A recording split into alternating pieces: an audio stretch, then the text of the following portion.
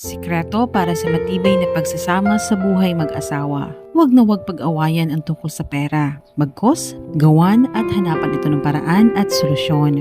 Huwag magsumbatan. Huwag magbilangan kung sino magaling. Huwag magbilangan ng mga sakripisyo kasi hindi ito pagalingan. Huwag na huwag mong mumurahin ang asawa mo. Ang galit, lilipas din yan.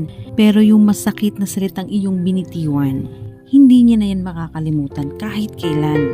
Huwag makipag-chat secretly sa mga ibang babae or sa ibang lalaki. In short, don't cheat. Respeto. Irespeto ang partner mo. Tsak kapag di nawala yan yung pagre-respeto, magtatagal kayo hanggang dulo. And of course, last, put God in the center of your relationship. Dahil mas magiging matibay kayo, mas magiging mapagmahal kayo sa isa't isa. Lalong mag-grow po ang respeto at ang pagmamahalin nyo sa isa't isa pag merong Panginoon sa gitna na inyong pagsasama. Kung nakarelate ka sa usaping ito, comment down below. God bless you and follow for more.